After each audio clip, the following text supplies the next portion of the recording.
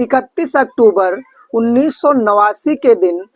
शनिवार होता है और कोर्ट रूम में 3 जज 10:02 पर आ चुके होते हैं और उसके बाद वो अपने जो कार्यभार होता है उसे संभालने की कोशिश करते हैं। और आज किसका फैसला है, किसका निर्णय देना है, किस आरोपी को कौन सी सजा देनी है, वो सारी चीजों की तैयारी हो ही रही थी कि तब तक एक शख्स उस कोर्ट रूम के अंदर पहुंचता है और पहुंचने के बाद वो जो 3 जज होते हैं उन पर अपने अल्बर्ट से गन निकालता है और हैंड गन से 3 के तीनों जजों पर गोली चला देता है।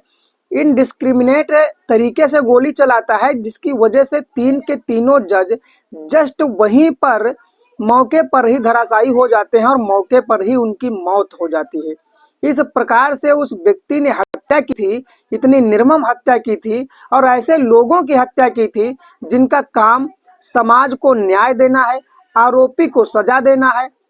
और जो भी व्यक्ति निर्दोष है उसे माफ करके उसको कोर्ट से बरी करके उसको सम्मान पूर्वक जीने की जो एक उम्मीद दी जाती है वो एक जज के हाथ में होती है। और जबकि 3 ऐसे जज जो बहुत बड़े कारनामों से जाने जाते थे, बहुत बड़े फैसले के नाम से जाने जाते हैं, वो ऐसे व्यक्ति के 3 जैसे जज जो होते हैं उन पर गोली चला दी जाती है और एक साथ तीनों जज पर गोली चलती है, तीनों जज धराशायी हो जाते हैं। वहां पर जो सिक्योरिटी गार्ड होता है दौड़ करके आता है, उसने उस व्यक्ति पर गोली चलाने की कोशिश की, तब तक वो उस पर भी गोली तान देता है और गोली चला देता है, जिसकी वजह से वो सिक्योरिटी गार्ड भी वहीं पर गिर जाता है।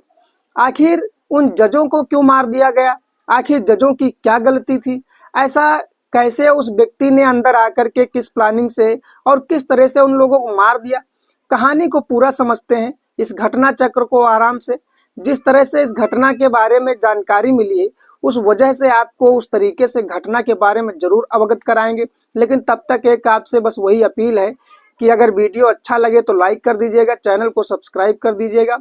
तो चलते हैं कहानी की तरफ। जब 1989 में 31 अक्टूबर को शनिवार के दिन उन जजों को मारा जाता है, उसके बाद में वो खुद जो व्यक्ति होता है वो अपने आप को गोली मार करके वहीं पर अपनी जीवन लीला खुद समाप्त कर लेता है, क्योंकि उसे डर था कि कहीं ना कहीं अगर हम बाद में पकड़े जाते हैं तो कोर्ट की वजह से हमें मौत की सजा तो हो ही जाएगी, लेकिन जितने पुलिस के रिमांड होते हैं वो सब झेलना पड़ेगा, उन झेलने की वजह से मेरी जान निकल जाएगी,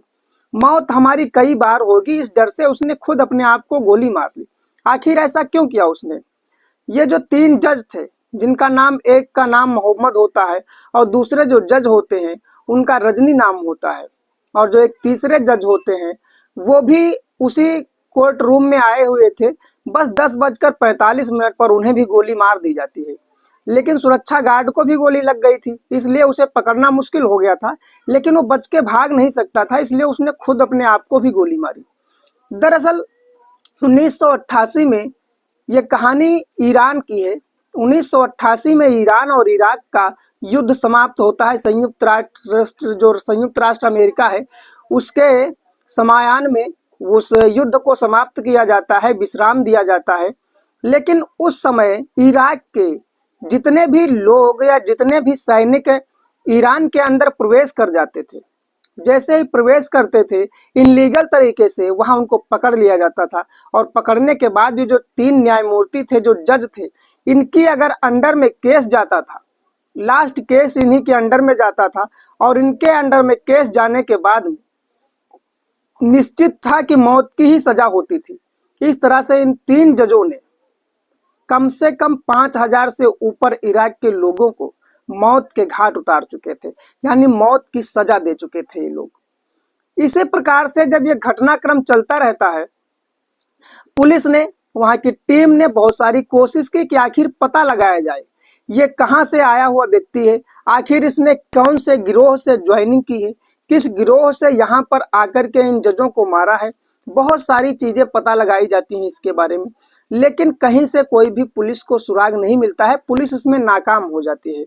लेकिन बस आंकड़ा यही था कि ईरान में जब लगभग 5000 से ज्यादा लोगों को फांसी की सजा दी गई थी, वो इसी न्यायमूर्ति जो रजनी और मोहम्मद थे, इन्हीं की वजह से दी जाती है। आखिर इन लोगों का ऐसा क्या चक्र था जो फांसी की सजा देते थे। दरअसल ईरान आज तक भी इस मायने में बहुत ही महत्व रखता है, बहुत ही जाना जाता है कि वहां पर सबसे ज्यादा मौत की सजाएं दी जाती हैं। वहां के जो जज हैं वो सबसे ज्यादा मौत की सजाएं ही सुनाते हैं। अगर बात की जाए कि इस मामले में 2024 में भी देखा जाए तो आंकड़े के अनुसार कम से कम 24,000 लोगों को एक साल में फांसी दी गई है, जिसमें तमाम बुजुर्ग, तमाम नाबालिग और तमाम युवा वर्ग के लोग हैं। जो ऐसी हरकतें जो लगता है कि उन्हें फांसी की सजा दे दी जाए, ऐसे लोगों को फांसी की सजा बरकरार कर देते हैं और फांसी हो जाती है। लेकिन जब उस व्यक्ति के बारे में पुलिस बहुत ही छानबीन करती है, बहुत ही पता लगाने की कोशिश करती है कि आखिर इस व्यक्ति ने अंदर आकर के किस तरह से इन लोगों का मर्डर कर दिया है, तो उसका जो बहुत दूर का एक साथी होता है, जो बहुत पहले इस कोर्ट में जो जज साहब थे, उस जज के अंडर में उस व्यक्ति के जो एक लड़का होता है, उस लड़के के भाई को, वो भी इराक का लड़का होता है, उसके भाई को मौत की सजा सुनाने वाले रजनी और मोहम्मद ही थे। और उसने इस व्यक्ति को काफी ढेर सारे पैसे दिए थे और कहा था कि आपके परिवार की सारी जिम्मेदारी मेरी है, लेकिन मैं उन जजों से बदला लेना चाहता हूँ जिन जजों ने मेरे भाई को निर्दोष करार न देते हुए,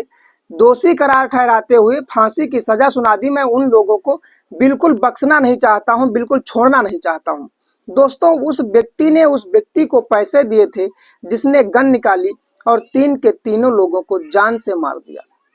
आखिर जब उस व्यक्ति को पकड़ा जाता है, जब उस जिसने रिश्वत दी थी, पैसे दिए थे उस व्यक्ति को मारने के लिए, जो व्यक्ति मारता है वो सब कुछ जानता होता है उन जजों के बारे में, क्योंकि वो आज से 3 साल पहले वही जस्टिस डिपार्टमेंट, ईरान के जस्टिस डिपार्टमेंट में काम कर चुका था। इसलिए उसे पूरी जानकारी थी कि किस तरह से अंदर जाया जा सकता है और किस तरह से उन जजों को मारा जा सकता है, लेकिन निकलने का जो रास्ता होता है वो उसके लिए बंद होता है, निकल नहीं सकता है, लेकिन इसीलिए खुद को गोली मारता है ताकि परिवार के अन्य सदस्यों तक किसी भी प्रकार की जांच ना जाए, किसी भी प्रकार की जो समस्याएं हैं परिवार को ना झेलनी पड़े। और जिसने इसको रिश्वत दी थी, जिसने पैसे दिए थे इन जजों की जान लेने के लिए, उससे इसने पूरा पैसा वसूल कर लिया था और काम ना होने पर इसने पैसे वापस करने की भी बात की थी। और वो उसको मार करके अपने आप को गोली मारता है और पूरे परिवार को कम से कम इतना पैसा मिल जाता है कि जिंदगी भर वो बैठ करके खा सके। पैसे के लालच में दोस्तों उसने ऐसे व्यक्तियों को मारा था, ऐसे लोगों को मार दिया था कि ईरान के जो न्यायमूर्ति थे, जो जज थे, वो जो फैसले करते थे, वो समाज के लिए बहुत ही बेहतरीन साबित होते थे, समाज के लिए बहुत ही कल्याणकारी साबित होते थे। ऐसे लोगों को उसने जान से मार दिया था, ऐसे जजों को मार दिया था। तो जिस प्रकार से जजों को मारा गया, उस प्रकार से जो व्यक्ति उसमें संलिप्त होता है, जिसने पैसे देकर के मरवाया था, उस व्यक्ति को भी वहां की कोर्ट जो होती है वो सजा सुनाती है। और वो सजा ये सुनाती है, किसी आए दिन इसे फांसी की सजा दी जाएगी और फांसी की सजा पर इसकी जान नहीं ली जाएगी, आधे तक लटकाया जाएगा और जितनी इसको मौत की आवश्यकता होगी उतनी देर तक इसे नहीं रोका जाएगा,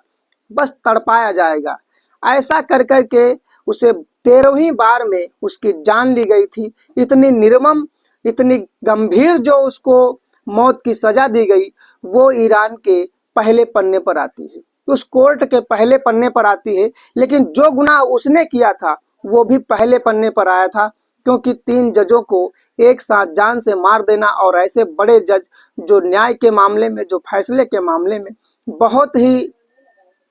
अच्छे थे, बहुत ही बेहतर फैसले के जिम्मेदार व्यक्ति थे। तो कहने का मतलब ये है कि इस कहानी से सीखने का मतलब ये है कि हमें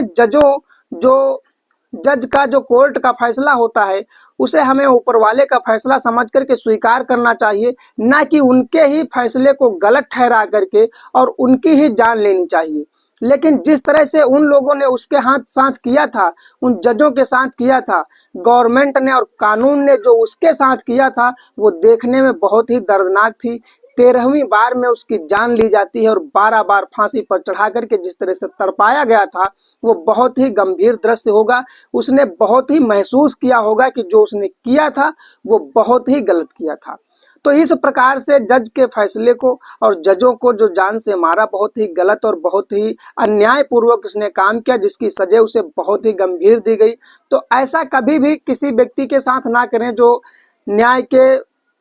मंजिल पर बैठा है और न्याय के तख्ते पर बैठ करके वो न्याय की बातें करता है और न्याय के फैसले करता है। तो ऐसे व्यक्ति पर इस प्रकार से जो घिनौनी हरकत की गई, जिस प्रकार से उसे इस सजा दी गई, जिस प्रकार से जजों को मारा गया, ऐसा नहीं करना चाहिए था उसे, लेकिन उसने अगर किया तो वहां पर उसे भी सजा उससे ज्यादा दर्दनाक दी गई। तो बस यही कहानी थी, यही एक जो चर्चित वहां की रिपोर्ट थी उसके बारे में आप लोगों को समझाएं। कहानी हमारी कैसी लगी है, ये घटना आपको कैसी लगी है, कमेंट के माध्यम में जरूर बता सकते हैं।